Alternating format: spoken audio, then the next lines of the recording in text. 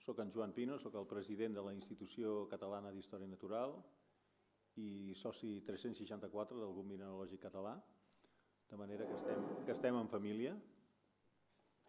I simplement us dono la benvinguda aquí a la casa mare de tots plegats, l'Institut d'Estudis Catalans, del qual la Institució Catalana d'Història Natural és una societat filial, i us dono la benvinguda, per tant, en aquesta casa nostra, casa vostra, en tant en quant a societat adherida a la institució. I res més per la meva part, senzillament que la institució segueix interessada, especialment interessada, en potenciar aquests vincles amb altres societats naturalistes i especialment amb les que estan més o menys relacionades amb la geologia en el seu sentit ample, perquè la geologia és probablement una de les disciplines de la història natural que més ha abandonat el bon camí de la història natural i, per tant, estem molt interessats en que els geòlegs tornin a formar part de la comunitat de naturalistes i això és un dels motius pels quals hem anat consolidant relacions amb diverses entitats d'aquest àmbit. Jo no tinc res més a dir, sense més preàmbuls, senzillament agrair a l'Institut d'Estudis Catalans la cessió d'aquest espai, que podem aprofitar per fer xerrades com aquesta i donar-vos la benvinguda en aquest cicle de sessions tan interessants que comença avui. I sense més preàmbuls, cedeixo la paraula al president del Grup Mineralògic Català.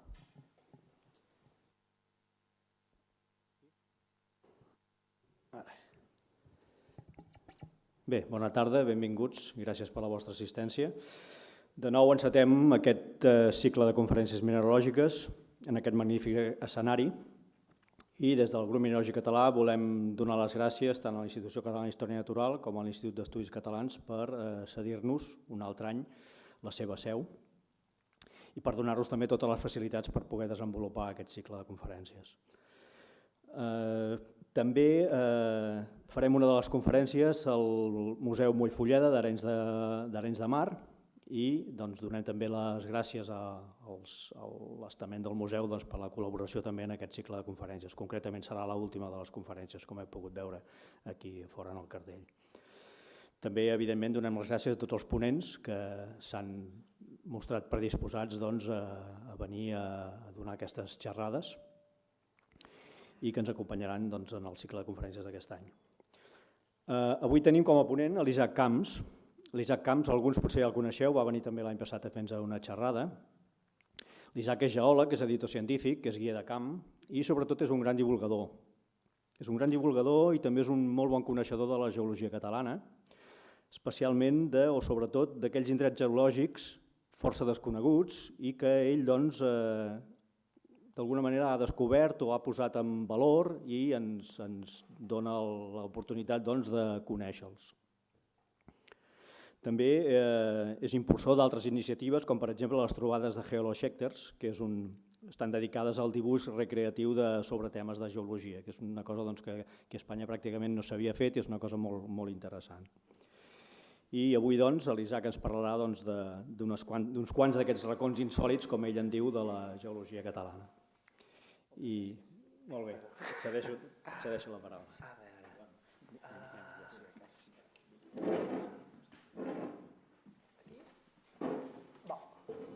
Jo m'aixeco perquè soc un cul de mal seient i estic més bé de peu dret. A veure, per començar, no us diré res que no sapigueu. Catalunya és un indret privilegiat en quant a diversitat geològica i com més diversitat, més oportunitats de veure coses insòlites.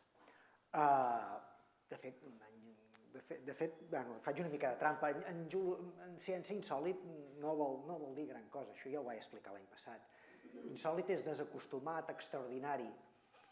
Bé, jo el que us pretenc és ensenyar-vos uns quants llocs que són sorprenents, que són interessants, que espero que no els conegueu o que algun no el conegueu i que us convidin, que tingueu curiositat per anar-ho a veure perquè realment són interessants i tenen valor. De fet, n'hi ha un, al final, me'l guardo pel final, perquè té una història darrere hi ha una història humana i us l'ensenyaré i us l'ubicuaré, però no us explicaré exactament com s'hi pot arribar, perquè és una cosa inèdita, és una cosa que tindreu el privilegi de veure vosaltres en primícia mundial. Hi ha molts pocs geòlegs a Catalunya que ho hagin vist, per això ho guardem pel final. Molt bé, a veure, de vegades res és el que sembla. I ara us proposaré, jo us interpel·laré sovint a veure què em podeu dir. De vegades res és el que sembla. Jo ara, si us ensenyo això és el Garraf, no? I el Garraf veiem de tant en tant clapes arrodonides com aquesta. Això vosaltres què en diríeu que és? Una dolina, és una dolina. Diria que és una dolina. Una dolina sabeu que es produeix en massissos calcaris, la dissolució de les roques calcàries provoca una sèrie de col·lapses i queden uns enfonsaments en el terreny que, a més, clar, en uns llocs que són amb un terra tan estèril i tan poc agraït de cultivar, són dels pocs llocs, diguéssim, fixeu-vos que es detecta molt bé en la vegetació, que estan cultivats perquè tenen una capa d'argila, en el fons, que es diu terra rossa, producte de la dissolució del carbonat, i l'argila que conté, diguéssim, queda com un lixiviat, com un remanent, oi? Molt bé, doncs, això és el Garraf, això és una dolina. Molt bé. Us poso un altre lloc, a veure què us sembla. Això és el Montgrí. El Montgrí, sabeu on és, no? Les Illes Medes, ara no em surt el nom, l'Estartit, molt bé, Torroella de Montgrí cap aquí, és un massís calcari, ho sabeu, oi? I aquí, a prop de l'estació Loran, aquí hi ha una estació abandonada dels americans, una base de comunicacions que està abandonada, doncs també tenim aquest camp llaurat al mig d'un terreny així molt eixut. Vosaltres què diríeu que és? Una dolina, no? El sentit comú ens porta a pensar que això és una dolina. Si al Garraf trobem depressions cultivades, si al Montgrí trobem depressions cultivades, són dolines. I és veritat, al Montgrí hi ha moltes dolines, però i si no és una dolina? I si és una altra cosa? Bé, quin aspecte té si anem en el terreny? Si anem en el terreny, doncs té aquest aspecte. De fet, és una petita depressió, amb un camp llaurat a dintre. Ara estava no hi havia res llaurat, però està llaurat sovint. Aquí darrere hi ha la base, un bosquet, i si mirem un model d'elevacions del terreny, el que veiem és com un petit altiplà. Veieu que la superfície es fa com una petita maceta i hi ha aquest clot rodó, una dolina, no? De fet, en el mapa geològic de Catalunya, el de l'Institut Cartogràfic de l'any 95, ho tenen cartografiat com una dolina. Però és que serà una dolina, no? Doncs no és una dolina. Ho sembla, però no ho és. I això passa perquè tots, de vegades, ens enrafiem del primer que ens diu el cor, però els científics, els geòlegs, hem d'explorar i ens hem d'assegurar que allò que diem és veritat. I uns geòlegs ho van fer. Uns geòlegs van baixar al camp, s'ho van mirar de més a la vora, i d'entrada, aquí estava llaurat, les argiles, el que hi ha al fons del cràter no són argiles vermelles, sinó que són argiles negres. Què fan unes argiles negres en una dolina? Hauria de ser terra rossa, hauria de ser vermell. I a més, si es busquem una mica de punyeteria en aquesta zona d'aquí, hi ha basalt. Hi ha basalt. O sigui, tota aquesta franja d'aquí és basalt i bretxes de basalt. Això ho van trobar en Pallí Roquer l'any 2000, són de la Universitat de Girona. Doncs, quina seria la bona interpretació d'això? Un cràter, no? Clar, si trobem una depressió, trobem basalt a la vora, etc., doncs és un cràter. Doncs tampoc, no és un cràter. Però és volcànic? Sí, és volcànic. Si hi ha basalts, és volcànic. A més, uns basalts molt evidents, que no han sigut portats pels americans, allò que tenien aquí, la zona 52, aquí, tenien... No. Això és volcànic. És un volcà, és el que queda d'un volcà, però no és el cràter. És el que queda a la xemeneia i que ha tingut aquesta història. Us heu d'imaginar que aquí hi havia un volcà que seria molt gran, i l'espai que ocupa la depressió, el que sembla un cràter, era per on hi havia la xemeneia volcànica, que era molt dura, però no tan dura, o sigui, però les calcàries eren molt més dures. Sí? O sigui, fixeu-vos en aquest esquema. Tenim, això és com si haguéssim tallat el volcà, no? Tenim el con volcànic. Tenim el pitó basàltic dur, els piroclasts, o sigui, les cendres que s'acumulen al seu entorn, que són molt toves, i les calcàries que són molt dures, molt més dures que el basalt. Què passa amb el temps? Es va erosionant, el primer que s'endú són els piroclasts, la xemeneia queda sobresortint, els piroclasts fan de paravent, de parapluja de les calcàries que mentrestant es van erosionant, però al final què passa? Ens hem endut els piroclasts, ha quedat la xemeneia, però una xemeneia que és menys dura que les calcàries, amb la qual cosa l'erosió ha incidit en la xemeneia i l'ha rebaixat. I el resultat final és el que heu vist. És una plataforma que hi hauria aquí al volcà com un flam, us imagineu això? Sí? Veieu la marca aquesta? El volcà ocuparia aquesta zona, li feia de protecció, el con, perdó, ja no hi és i l'erosió s'ho ha menjat. O sigui, i bueno, vosaltres qui ho diria que es pot anar a veure un volcà o un Montgrí? De fet, a Catalunya, no, tots coneixeu els volcans d'Olot, però a tot Catalunya hi ha restes volcàniques des de Cap de Creus fins a Blanes. Hi ha com uns 80 i pico restes volcàniques a Catalunya. Alguns són restes perquè... De quina edat és això? És evident que és anterior als volcans d'Olot perquè el que queda és una cosa molt antiga, probablement del Miocè, de farà uns 10 milions d'anys. Molt bé, doncs aquest és fàcil de localitzar. Al costat de la base Loran s'hi pot arribar en cotxe. Molt bé. Un altre indret així sorprenent, la Vall dels 30 Estanys.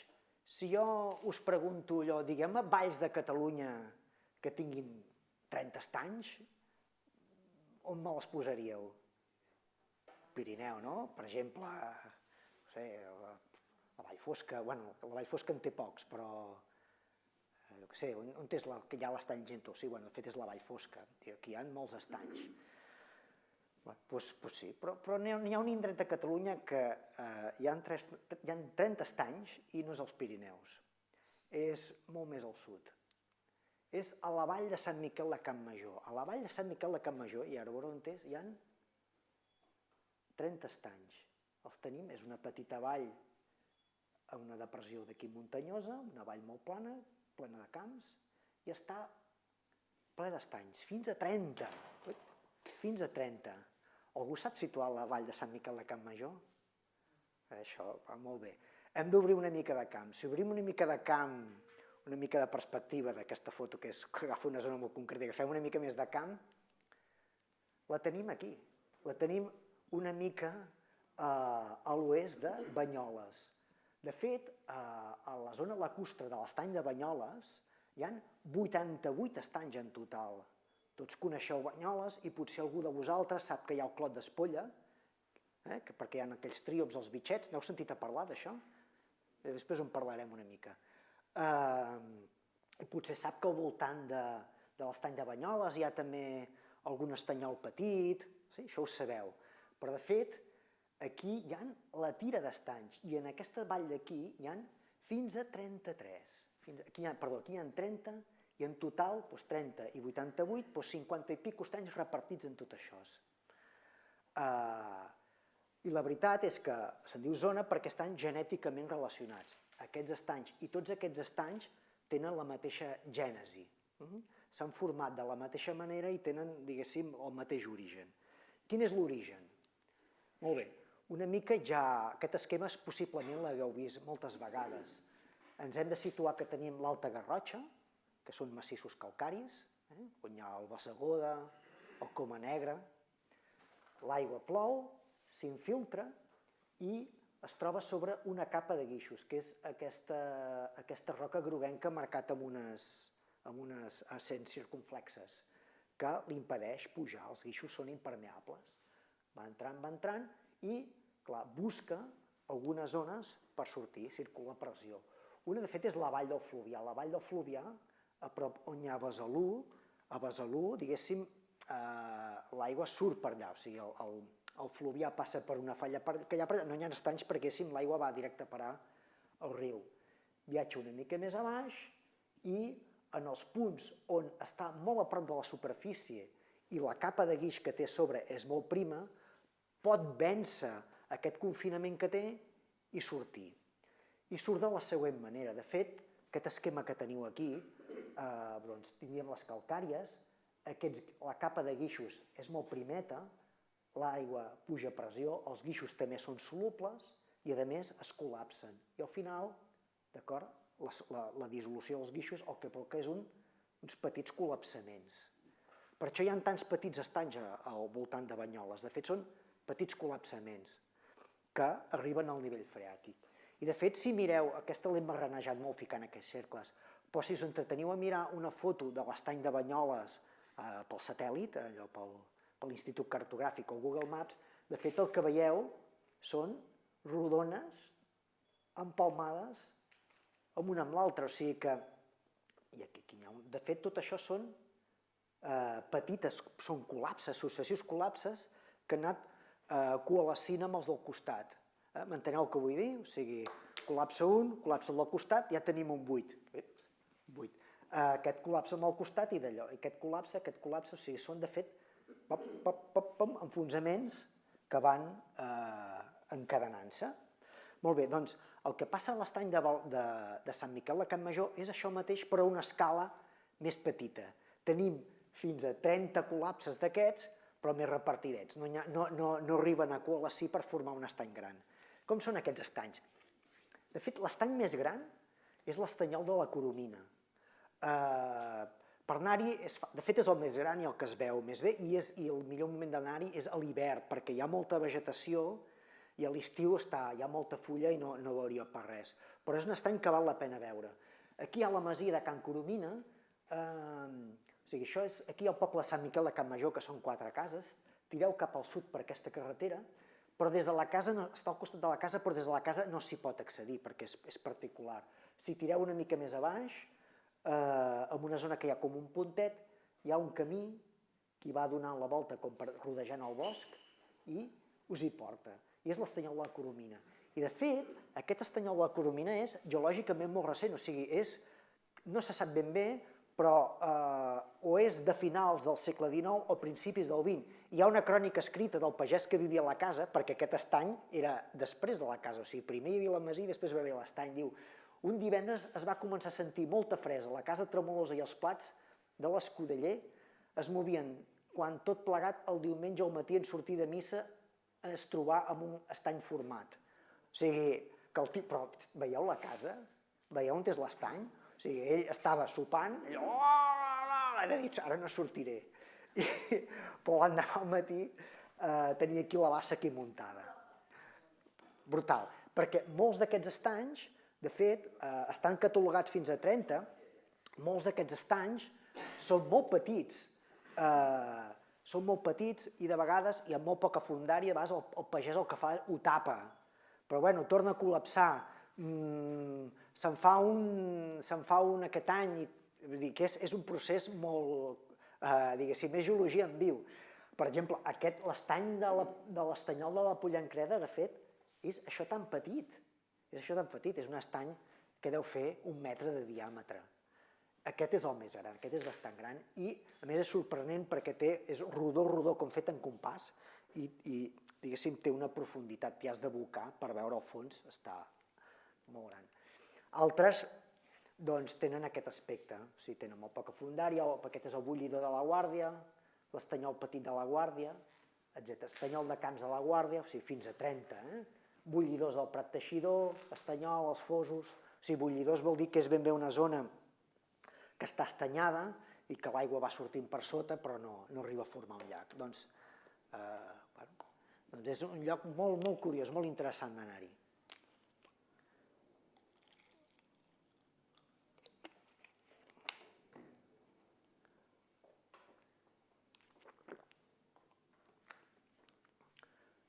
Ara el que us vaig a fer és una ruta turística.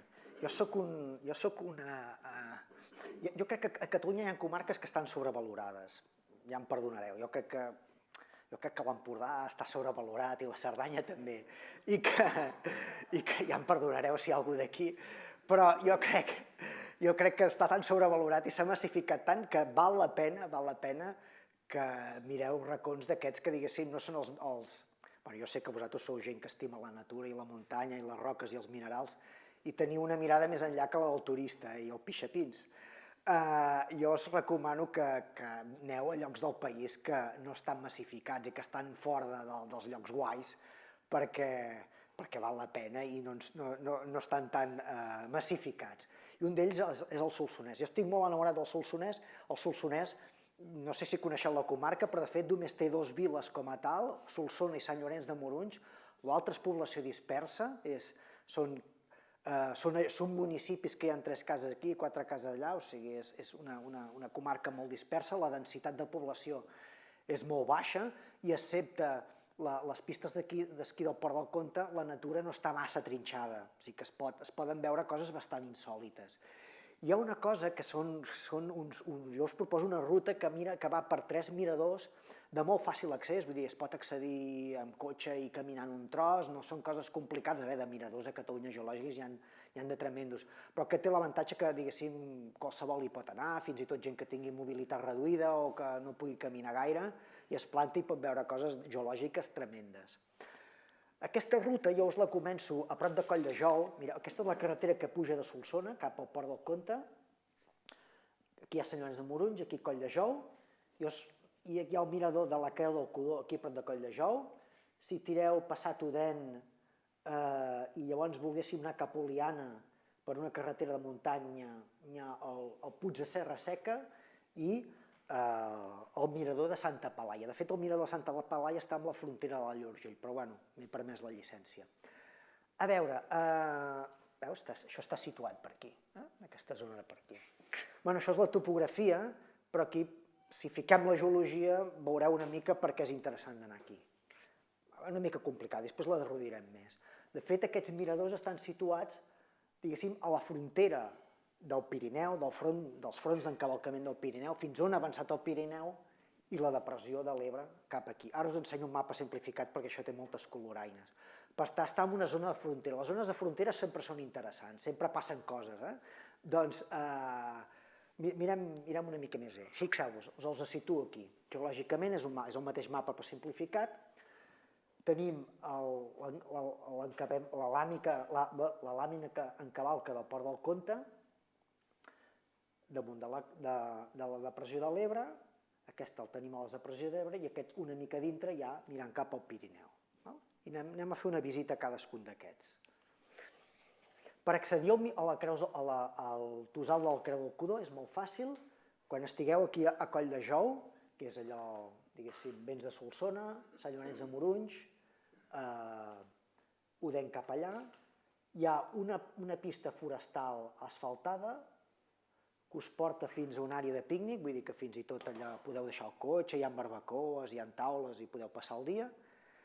I caminant 10 minutets anem a un mirador que està molt i molt bé perquè a més està preparat com a mirador, amb baranes, hi ha unes taules d'orientació, que estan una mica ja gastades, però bueno, podeu seure i podeu fer fotos molt tranquil·lament, val molt la pena.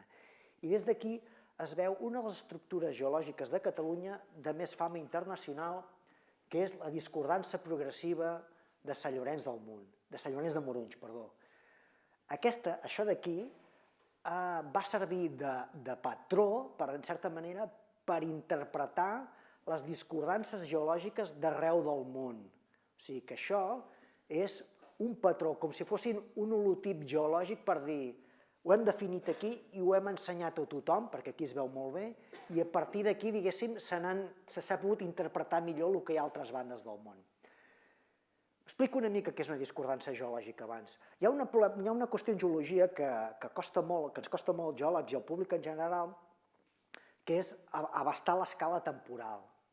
Això dels milions d'anys ens costa molt, que els processos siguin tan lents i tinguin aquesta durada i aquest temps profund que se'n diu, és una cosa que costa molt d'interioritzar.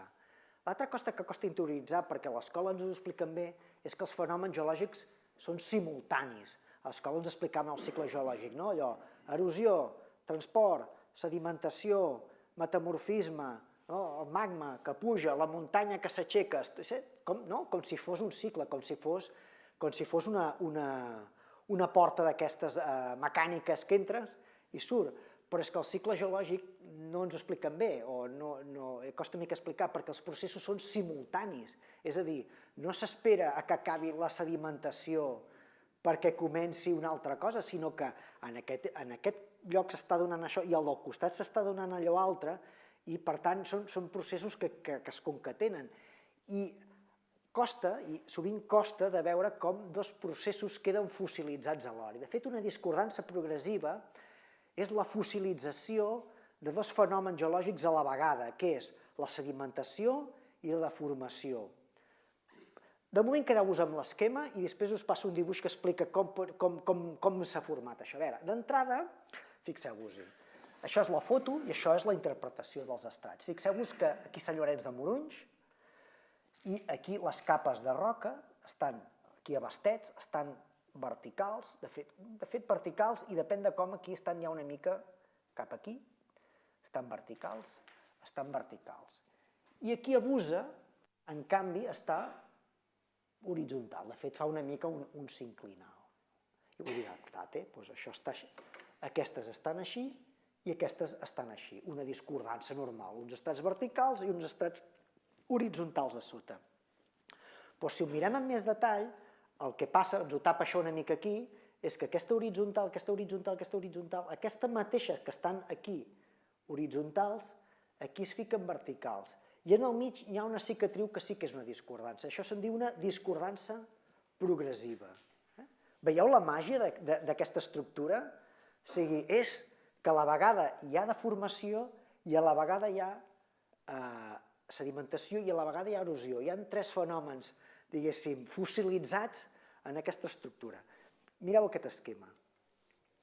Heu de pensar que es van posant les capes, la 1, a sobre es fica la 2, a sobre es fica la 3, es fica la 4, es fica la 5, però a la mateixa vegada que per aquí estic ficant coses, estic ficant sediments, per l'altra punta estic aixecant la muntanya. Fixeu-vos, es dona sedimentació i elevació. I està fent com un ventall. I, clar, però si jo aixeco una cosa, també a la vegada se m'erosiona. Si jo trec el morro, me l'erosiona i m'ho va tallant. De tal manera que el 9 és concordant amb el 8, però és discordant amb el 5 i així successivament. I el que trobem és aquesta estructura. O sigui que si aquí contem, aquí és 1, 2, 3, 4, 5, 6, 7, 8, 9, 10, 11 i 12, concordants, però en canvi, si mirem aquí, el 10 està ficat de l'1 discordant, perquè s'han produït tres fenòmens a la vegada. S'ha produït sedimentació per aquí, aixecament per aquí, o sigui, tectònica activa per aquí, erosió que s'ho menja, i ens queda aquesta estructura en ventall. Si mires per aquí tot és concordant i si mires per aquí està menjat. Tiro enrere. Doncs això, refresqueu el dibuixet que us he ensenyat abans, és això d'aquí.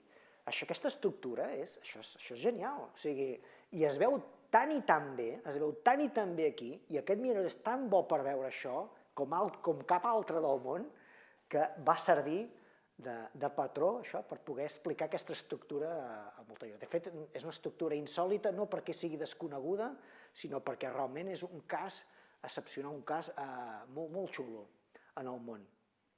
Sí? S'entén? Després, si de cas, fem preguntes al final. Molt bé. Ja que esteu aquí, clar, jo estic al mirador aquest de la Creu del Codó i això que us ensenyava és mirant cap a llevant. Si miro darrere, el que veig és, o sigui, des d'aquest mateix mirador, el que veig és el Port del Comte, el massís del Port del Comte, amb el Puig de les Borreres, que és un dels cims més alts, aquesta part que s'indú Serra de Querol i els Orriets. I el que hi ha aquí, a part de veure moltes estructures erosives interessants, perquè de fet va sortir l'altre dia a la tele perquè hi ha una d'aquestes, veieu que hi ha ple de tarteres? Veieu que baixen tot de tarteres? Aquí hi ha una esllavissada guapa, Aquí hi ha una altra de guapa. doncs ahir, em sembla abans d'ahir, una d'aquestes que són actives va tallar la carretera que va cap a Port del Comte. Igual era aquesta. De fet, s'esllavissa perquè són aquestes pròpies tarteres que veieu aquí, continuen per tota la vessant, estan una mica agafades amb la vegetació, però clar, no és un terreny 100% consolidat i de tant en tant col·lapsa. Aquí la gràcia de tot això, a part de veure això, és que el que veiem són successius mantells d'encavalcament que tiren cap a nosaltres. I aquesta pressió, aquests mantells d'encavalcament, això que empeny cap aquí, de fet era el que empenyia els estrats que us he ensenyat abans. O sigui, què és el que empenyia aquí? Què és el que empenyia la muntanya amunt perquè això passés? Era això que avançava. Aquí està la discordança progressiva i això que tenim aquí darrere era el que empenyia. Molt bé. Anem a un altre mirador. Aquest mirador és el Puig de Serra Seca. Aquest mirador, a part de veure geologia, si enganxeu un dia molt clar, és dels miradors que té una panoràmica més àmplia de Catalunya, perquè està situat molt estratègicament davant del Pirineu, però des d'aquí veus el Port del Comte i mirant endarrere, en bons dies veus Montserrat, Sant Llorenç, i estàs al Solsonès i estàs veient tot això, Montserrat, Sant Llorenç, cap a ponent veus el Montsec i cap a la punta de llevant es veu més o menys s'intueix el Cadí. O sigui, és un mirador que abarca un angle brutal. De fet, al Puig de Serra Seca ara hi ha una taula i es pot pisar el mirador, però una mica més a la vora, en un puig anterior, hi ha un mirador forestal d'incendis amb una caseta excepcional que és també impressionant. De fet, per veure això, és una carretereta que va des de Cambrils del Solsonès i que després tira cap a Odèn. Llavors ja veureu que hi ha un petit aparcament indicat i un corriol que puja amb un turonet que no res, es puja un moment. I llavors té una perspectiva com aquesta. Això és un tros, la perspectiva és de 360, però el dia que vaig anar la llum no era gaire bona i ens hem de conformar amb això que us ensenyo. Està situat aquí i agafa des de la Serra del Vents, la Serra dels Obacs i tots els guàrdies. Això, de fet, són conglomerats. I una de les coses curioses que es veu aquí és aquesta discordança erosiva, aquest paleorelleu en què es veu com els conglomerats de la Conca de l'Ebre estan ficats damunt d'unes calcàries que ja corresponen al Pirineu, al substracte de sota. Imagineu, o sigui, quan es feia el Pirineu anaven caient graves i conglomerats sobre el mateix Pirineu que s'aixecava i aquí queda aquesta discordança erosiva tan clara, com un paleorelleu. Això era com una petita muntanya i va quedar colgada de grava. A part d'això, de formes així xules, hi ha les encantades, aquí no es veu gaire bé, que són xemeneies de fades, com tota una sèrie de cavalls bernats ficats un darrere l'altre, que són molt interessants. L'altra cosa molt i molt xula que es veu des d'aquest mirador és el clatell de l'anticlinal d'Oliana. L'anticlinal d'Oliana és aquesta estructura d'aquí que veieu que té com no sé, té aquesta U tan ben girada, és un anticlinal, o sigui, les roques fan així i des d'aquí es veu perfectament el llom, o sigui, que això és, com us ho diria jo, el plec té aquesta corba com de cassola i tomba per aquí i es veu perfectament l'estructura de l'anticlinal. El veieu per darrere, és xulo de bo. Anem a Santa Pelaia. Santa Pelaia, el mirador de Santa Pelaia és una ermita, hi ha una ermita.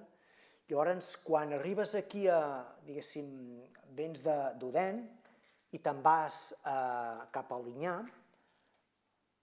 hi ha un trencall que està marcat, hi ha una petita pista i arribes fins a una ermita que té un petit pàrquing. L'anècdota d'aquesta de l'ermita és que, jo no sé si ara, però anys enrere es trobaven els pagesos que cultivaven els trumfos a la zona i establien el preu dels trumfos. Feien com una mena de fira i allà establien el preu del trumfo. Llavors, aquí el que tenim és una gran vista de tota la vall que tenim frontal, Roca dels Collars, Roca de Perles, i sobretot el que és xulo de bo és l'anticlinal de Linya. Aquest anticlinal és dels més fotografiats de Catalunya, és un anticlinal absolutament de llibre, fixeu-vos, que arrenca per aquí, i és un anticlinal perfecte, dignes de veure's. Fet el que veiem aquí, aquest anticlinal, per què és?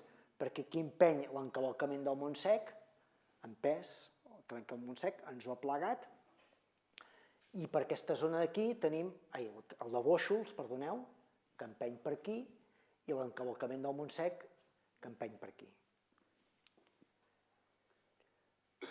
Això potser era una mica espès d'entendre, això potser... Si de cas, aquesta conferència la penjarem a la xarxa perquè us la pugueu descarregar i amb aquests talls, si aneu aquí, pugueu comparar-ho. Aquesta ruta als miradors hi he penjat uns bonus tracks, no? Hi ha cosetes turístiques, geològico-turístiques pel camí que valen molt la pena. La primera és el doble encavalcament de la Roca de Canalda. Segurament és un dels encavalcaments més ben parits, o sigui, més clars, més de llibre que es poden veure a Catalunya. Sempre veieu en els llibres de text l'encavalcament, la roca que es fica per aquí, la roca que es fica per sobre, i això on es veu a gran escala? Doncs en aquell lloc es veu perfectament. És la carretera que va de Colldejou a Odèn, passat Canalda, Canalda és un poble també de 4 cases, i en un punt que hi ha unes gàbies gegants, coneixeu aquesta zona? Tu sí. Allà hi ha una cosa curiosa, aquí a Canalda, davant d'aquesta roca, hi ha un alemany que cria falcons de cetreria pels xeics àrabs. I llavors té unes gàbies que són grans, no sé, grans que deuen fer, que hi ha arbres a dintre, o sigui, unes gàbies que deuen fer 50 metres d'alçada i potser 200 metres de diàmetre, dues gàbies, us imagineu? Dues gàbies de 200 o 300 metres de diàmetre i 50 d'alçada, unes carpes, a dintre hi ha arbres. Llavors tenen els falcons, els crien allà, i hi ha, clar, per veure els falcons hi ha una torre que puja fins a dalt de les gàbies, amb un ascensor i amb uns sofàs, i allà els xeics àrabs els assenten amb els seus... que se'ls agrada la cetreria, no hi ha problema. Diu perquè també es pot visitar, aneu ja que esteu aquí, i llavors diuen aquest i aquell. És un lloc, i si veieu aquestes gàbies, veureu això, és perquè està davant per davant. Molt bé, és un encavalcament de llibre, o sigui, tenim el Puig Sobirà, que encavalca la Roca de Canalda i es fica per sobre. És un encavalcament espectacular. Una altra cosa que us agradarà als mineralogistes és el salí de Cambrils. El salí de Cambrils és un salí continental com el de Gerri de la Sal, però més petit. De fet, que jo sàpiga, a Catalunya hi ha 3 salins continentals, o hi havia 3 salins continentals, el de Gerri de la Sal, el de Cambrils i el de Peralta de la Sal, que està al Berguedà. Ai, al Berguedà, a la Noguera. Sals a dintre de terra, com pot ser això? Bé, tots aquests salins que hi ha a Catalunya estan associats a unes roques que són els guixos del Keuper. Aquests guixos tenen clorur de sodi, una part de clorur de sodi, perquè corresponen a guixos que es van evaporar en unes salines, en un ambient continental, i l'aigua que circula forma un lixiviat salat. Aquest lixiviat salat surt en fonts, això és els guixos que hi ha a l'entorn, surt en fonts, aquesta és la font salada de Cambrils, i la dirigeixen amb una corrua de mitjos tubs de fusta. Fixeu-vos com cauen les candeles de sal, ho veieu? Les candeles de sal, i les portaven fins a unes basses on s'assecava i s'explotava la sal. Com a Gerri de Sal, però petitó. Ara, com el turisme ho ha llançat, ho han ficat tot molt bonic, hi ha una part que la porta a unes piscines on la gent s'hi pot banyar. És així, és una idea geoturística bastant interessant. A més, fixeu-vos quin color, té un color vermell perquè proliferen unes algues que els agrada aquest ambient i realment és un lloc curiós, el salí de Cambrils. I què més hi ha a Cambrils? A Cambrils hi ha una esllavissada també que és espectacular, com per ficar-vos la de llibre. Això és el poblet de Cambrils, de fet les salines estan com per aquí, i per veure-ho bé, de fet això és la carretera que ve de Canalda, d'on us he explicat aquestes gàbies, i quan passes per la carretera veus això que està a punt de caure't al cap, que fa bastanta impressió. Però si gires i vas, diguéssim, una ermita que es veu frontalment també per carretera, hi ha un mirador, pots aparcar, hi ha una esglesiola, i pots veure aquest brutal col·lapse de roques, fixeu-vos, però és que aquí sembla que hagi col·lapsat, però si miréssiu per foto aèria, tot això també està caigut. Possiblement també perquè la proximitat d'aquests guixos que hi ha per sotes, que tenen un comportament molt plàstic, facilita aquest tipus d'allò. Una cosa curiosa, que abans també parlava dels trumfos, de les patates d'aquí a la comarca, que aquí són famoses, i és que, clar, entre aquests blocs tan grans que hi ha per aquí, s'estableixen corrents convectius d'aire. Són tan grans, hi ha tants espais, que mentre tu pots tenir, s'estableixen corrents. I surten, entre els blocs de roca, surt aire fresc, aire fresc. I aquí els pagesos guardaven els trumfos per mantenir-los frescs tots l'any.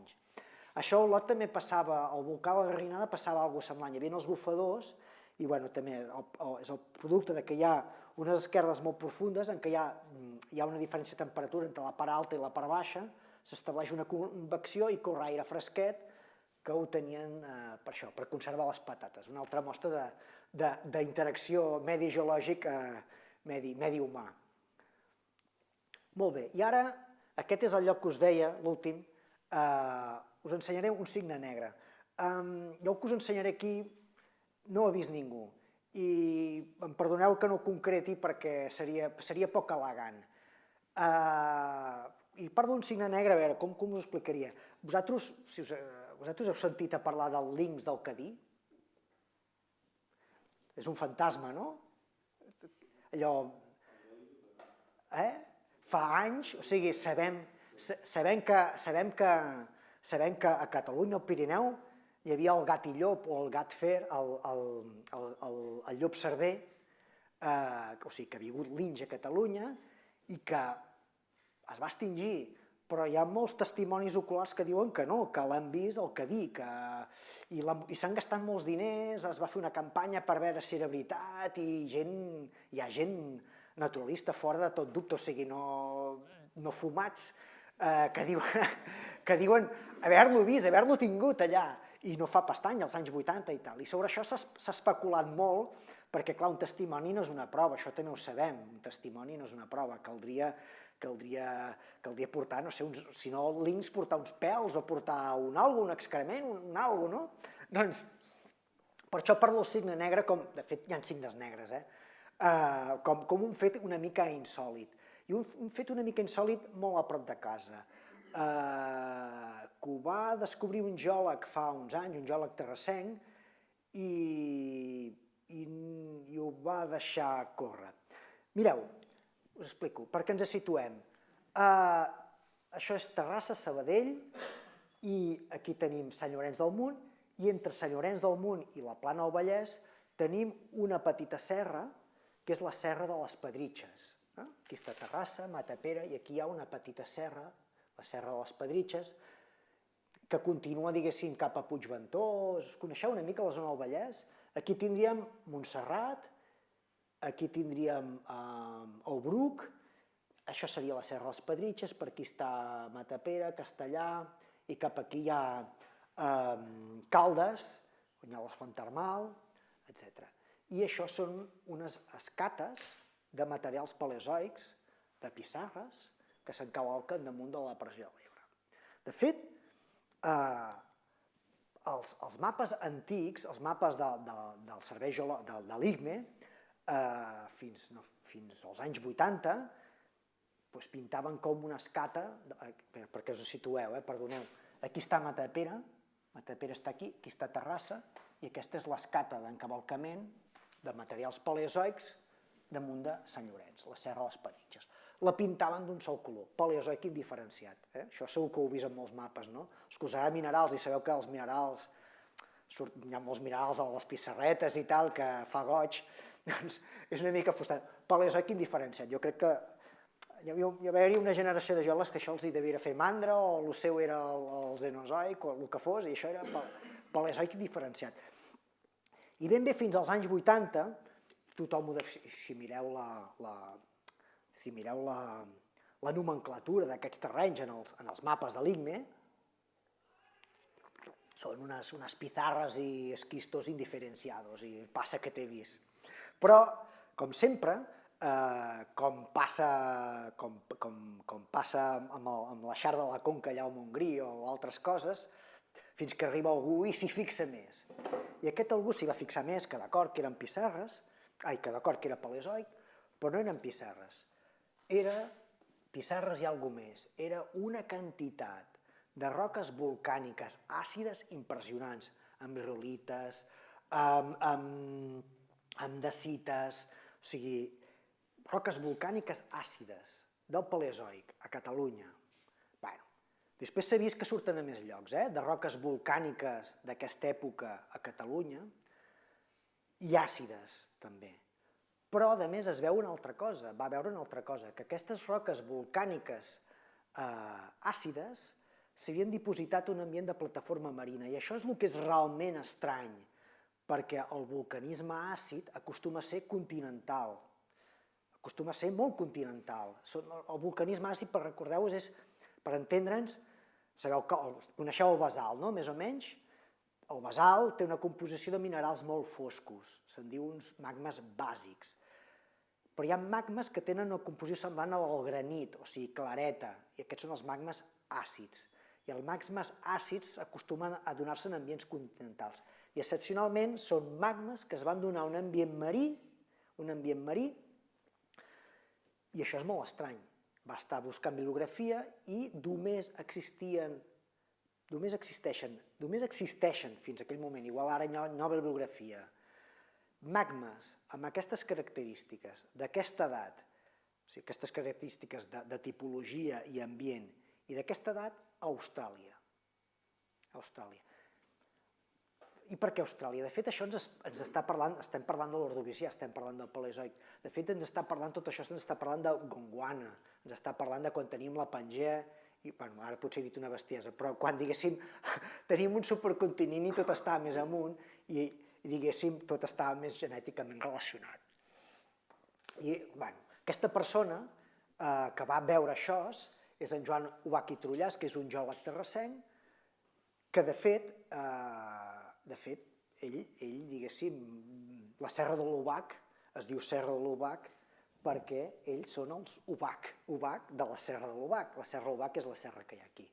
I era un jove que des de sempre anava al camp i s'interessava per la natura i les roques, tu ho coneixes, oi? I va veure que això era hort, que això era tremendo, que això no eren unes pissarres indiferenciades, que aquí hi havia alegria geològica. Molt bé. Ell va fer una tesina i, diguéssim, que va escriure una sèrie de coses i li van quedar al tinter moltes altres coses que va veure, però per circumstàncies adverses no va poder continuar investigant i es va dedicar a altres coses. Aquesta persona es va jubilar i jo la vaig conèixer quan jo tenia 14 anys o així i em va portar al camp a ensenyar-me tot això. I ell, tot això que us ensenyaré, en un futur ho treballarà i ho publicarà. I per això avui només us ensenyo la poteta per no us dir contés, perquè, diguéssim, el privilegi d'anar-ho a veure in situ, us ho farem veure en foto, és d'ell. Mireu, a principi això sembla molt anodí. Aquesta zona està per aquí, i anant per aquí et pots trobar una cosa com aquesta. Hi ha més, aquesta potser és la més xula. A veure, fixeu-vos una mica, és el mateix, fixeu-vos, això és vist com frontalment i això és vist com de costat. Això és això, ho veieu? Això és això vist des d'aquí. Fa com una mena de llom, fa com un llom de balena. I vist des del costat, això també és com un llom de balena, això és com mig llom de balena. Si estigués sencer, faria nyac. O sigui, aquí hi ha com un llom de balena gran i un llom de balena petit i altres per aquí. Quan dic llom de balena m'enteneu, no? Com una cosa, com un melonet mig enterrat, saps? Una cosa ovalada mig enterrada. Bueno, quines coses geològiques fan lloms? Fan un plec, no? Un plec, per exemple, un plec de pissarres, però bueno, no he fotut tota aquesta comèdia per ensenyar-vos un plec, ha de ser alguna més xulo, no? Mirem que hi ha una mica de detall en aquesta cosa. Si mirem una mica el que hi ha, per una banda veiem que hi ha aquest material i que està com enterrat per una altra cosa. Mirem una mica de detall. Sí, això és el llom que s'enfonsa i a sobre té com unes pissarres. Això ja anem encaminats, pissarres.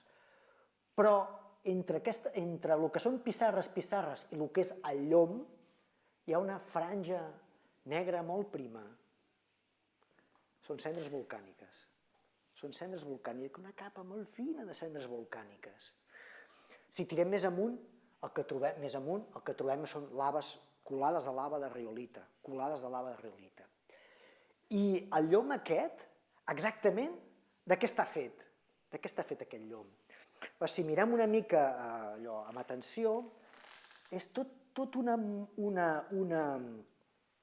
No té aspecte de pissarra, té un aspecte cristal·lí, amb un munt de petits cristallets de quars, és una roca àcida, o sigui, clara, amb alguna cosa més fosca i alguna cosa més brachoide, més irregular.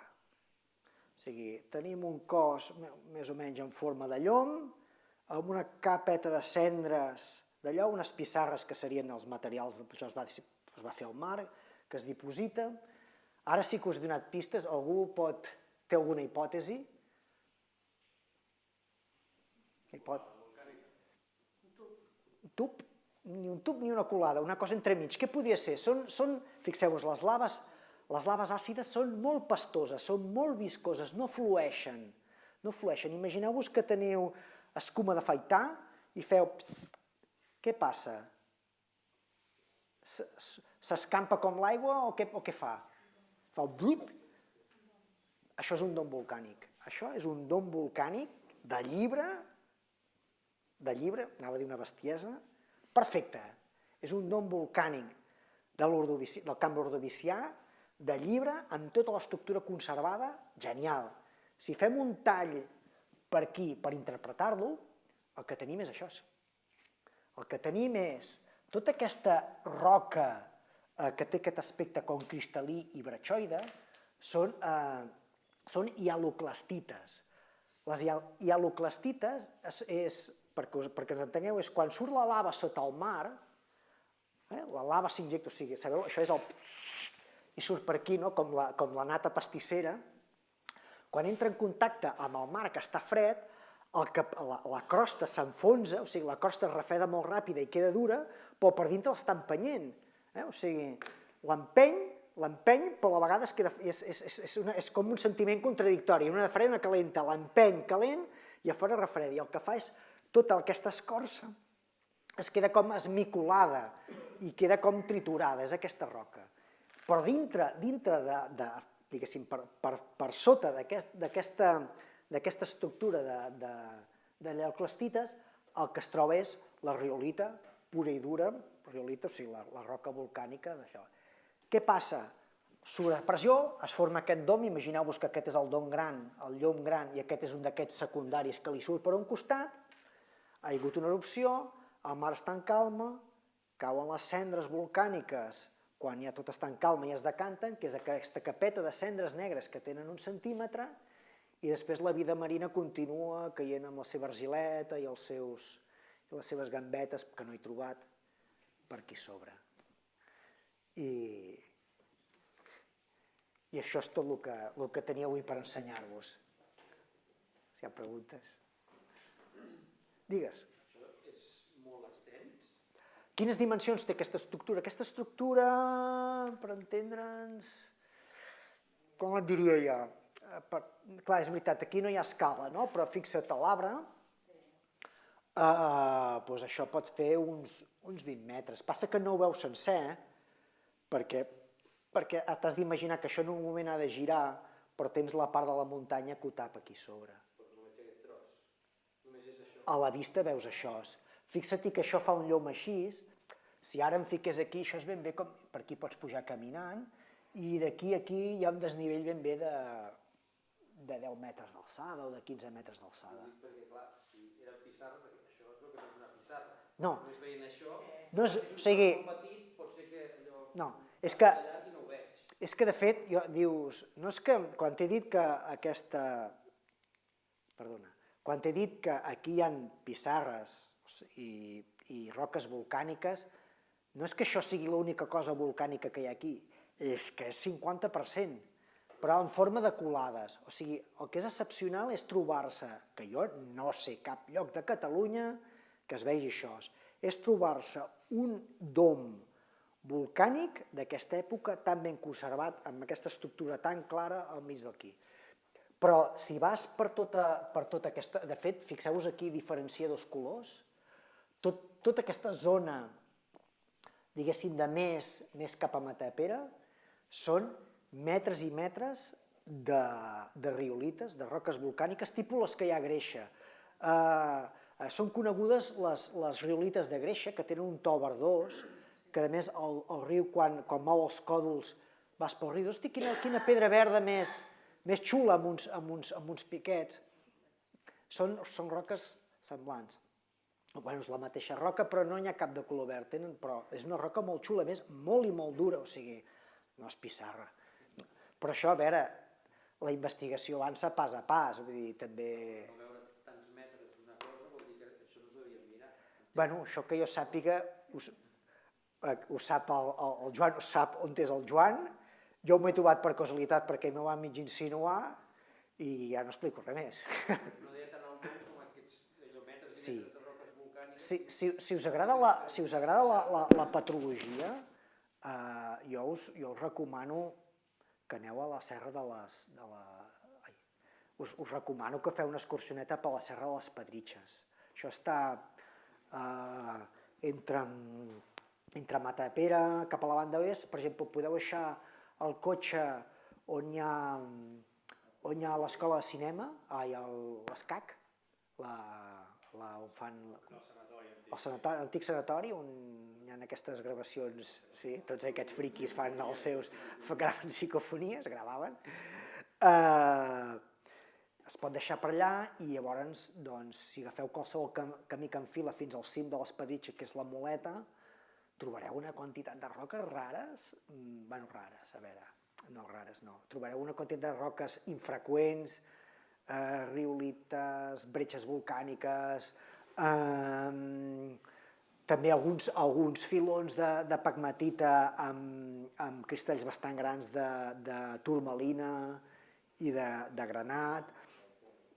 En aquestes roques volcàniques algunes tenen uns cristalls de granat bastant grans, sobretot amb les que són vulcanoclàstiques. Dintre del que és el conjunt de volcàniques hi ha el que són les colades de riolita, o sigui que és una roca massissa i dura, com un pòrfir o tan dur com una quarsita, però després ja trobes intercalats roques, diguéssim, bretxes vulcanoclàstiques. Heu de pensar que aquest dom està conservat, però molt d'aquests doms el que passa és que ja pot estar la carcassa freda, la carcassa exterior refredada, que si va sortint la nata, per entendre'ns, hi ha un punt que pot rebentar i col·lapsar, com a la Soufrière, són tipus d'aquests, són també volcans d'aquests en roques molt àcides, i el que ja són camps extensos de bretxes volcàniques, però o sigui, pel camp es veuen xules, però si poguéssiu aconseguir una roca d'aquestes i polir-la, és preciós, és preciós. Jo n'havia vist algunes de polides del Joan, i llavors et trobes allò, els clàsters volcànics amb els cristallets de granat entremig, perquè clar, tot això ha patit un cert metamorfisme, bueno, petit metamorfisme, i algunes vegades, sobretot cap a Castellà, hi ha metamorfisme de contacte, llavors hi ha associacions minerals molt xules, molt xules. Si us agrada això, les associacions d'aquestes minerals així amb metamorfisme, silicats aquests una mica estranys, la zona, aquí no m'agafa el mapa, però al començament de la carretera de Castellà, que va de Terrassa a Castellà, hi ha un parell de llocs que hi ha uns materials preciosos amb associacions diverses de silicats. Jo no hi entenc gaire, però maco és. Teniu alguna altra pregunta? Que jo sàpiga no. No, perquè si són roques volcàniques sota l'aigua, podrien ser com... Bueno, si són volcàniques àcides, no tant. Bueno, això és una cosa, de fet vaig estar mirant bibliografia i aquest tipus d'estructures s'ha donat associacions minerals, diguéssim, d'aquestes que ens agraden, no? Si sulfurs i tal. Sulfurs, sí. Però jo no ho he vist. Jo no ho he vist. Així, minerals una mica peculiars no n'he vist cap. A part de silicats, així, miques diverses. No són molt profundes. O sigui, aquest mar que teníem sobre no era molt profund, no? No, això és veritat. Era plataforma, era el mar, però no era un mar... Era continental, quasi, no? Era una plataforma continental marí, però en plataforma terrígena. No teníem roques bàsiques sota per tenir tot una... Sí. No tenien plataforma, eren marines de plataforma, sí. Teniu alguna altra pregunta? Això has dit que està la carretera de Terrassa a Castellà. El què? El primer o el segon? Aquest segon que has citat. El segon que... Sí, mireu, quan vas de Terrassa a Castellà hi ha un club de hoquei, que ara no sé com es diu, l'Atlètic, i una mica més enllà hi ha un tros de carretera que és terme de Terrassa. I en aquest trosset de carretera ja per aparcar hi ha un camí... Ja té connexió a internet, això? Perquè igual podem... T'ho arreglo ràpid, això. La carretera talla les pegmatites i es veuen... Sí, però hi ha... Sí, però hi ha... Vull dir jo que pots deixar el cotxe, hi ha un camí que puja, hi ha un metamorfisme de contacte molt xulo, amb associacions minerals curioses. Ara te l'ensenyo.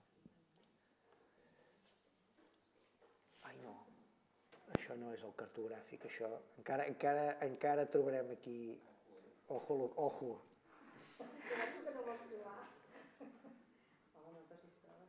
Ai.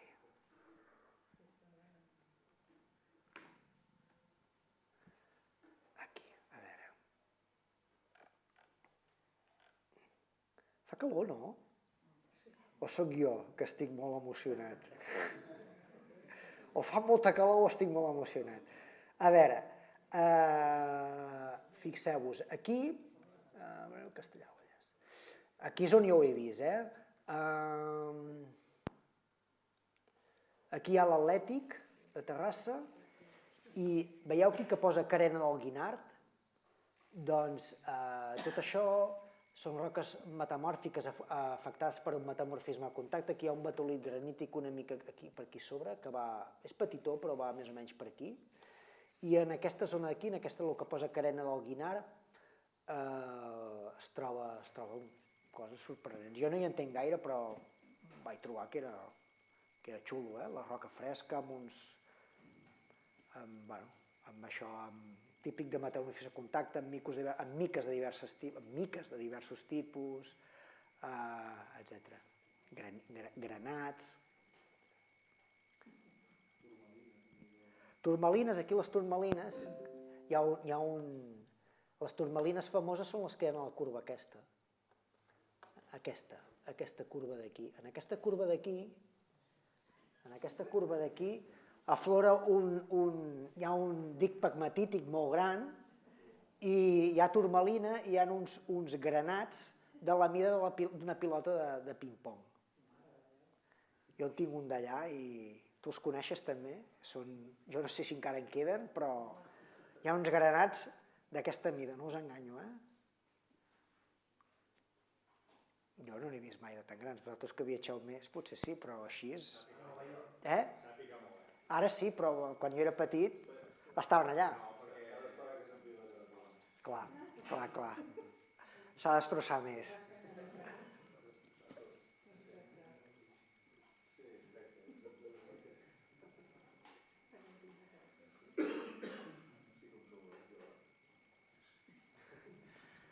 Escolta, jo no les faig jo, més hi vaig quan hi ha moviment.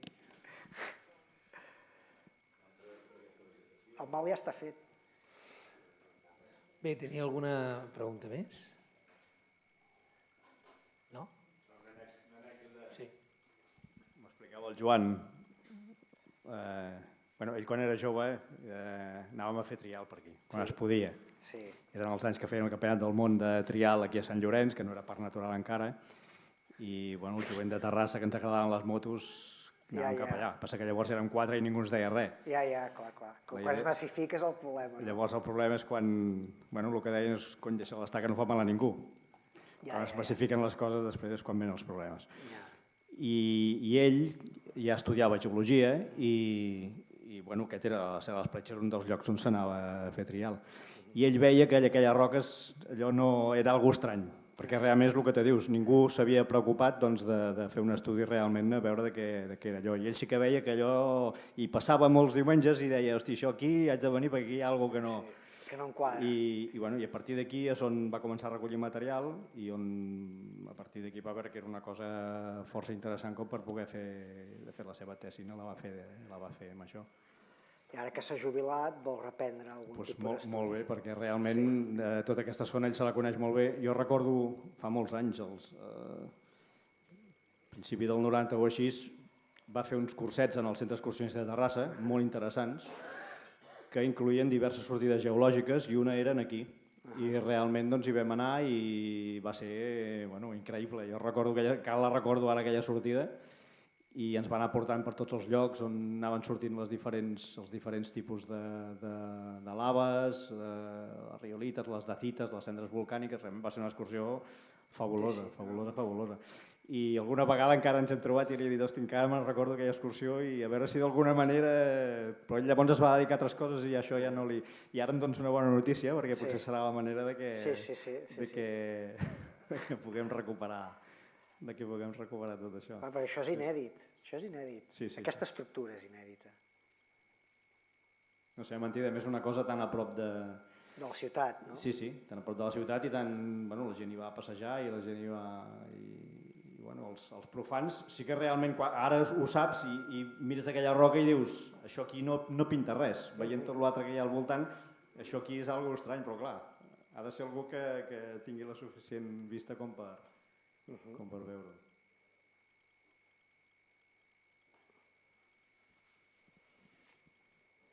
Bé, doncs només queda agrair i fer un fort aplaudiment a l'Isaac perquè... Gràcies.